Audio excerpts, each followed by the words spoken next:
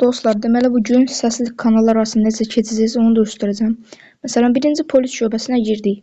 Buradan sildə Minecraft-a girirsiniz, amma pəncərə halına gətirməlisiniz. Bunu necə edəcəksiniz onu göstərirəm. Birinci, məsələn sizdə butonludursa, butona 3 toçka var orada. Ona basırsınız, çıxırsınız. Yoxdursa, məndəki kimidirsə, buradan çıxırsınız, pəncərə halına gətirirsiniz. Baxın, Discord orada qalır əldə. Sonra giriş edirsiniz Minecraft-a. Baxın, gördüyünüz kimi hələ də qalır burada. Sonra gözləyirsiniz, məsələn, mən bu ekranı aldım.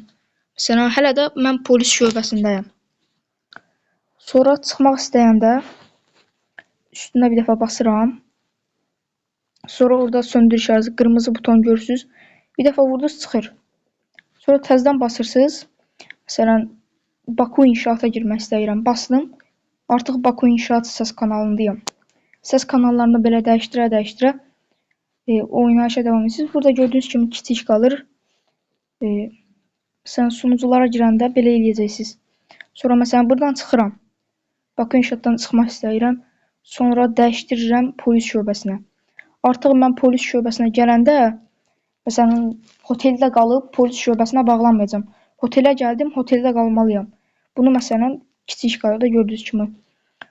Heç problem də yaratmır insana. Buradan girirsiniz, məsələn, mən sizə dünyaya girib göstərim. Gördüyünüz kimi heç bir problem yaratmır. Burada belə kiçik qalır. Burada məsələn, artıq mən yenə də dediyim kimi hoteldə qalım, sonra polis şöbəsinə bağlanım. Elə olmaz. Polis şöbəsinə, Bakı inşaatda, Bakı inşaata. İndi burada biraz azdır, düzdür. Məsələn, hotel var, Bakı inşaat zat. Bunlar azdır. Sonradan başqalar da gələcək. Belə. Sağ olun, salamat. Əgər ki sizdə mənimki kimi deyilsə, məsələn sizdə butondursa, yəni çıxmaq yerindəki butondursa, 3 dənə pnovkadırsa, orada 3 toçkaya basırsınız.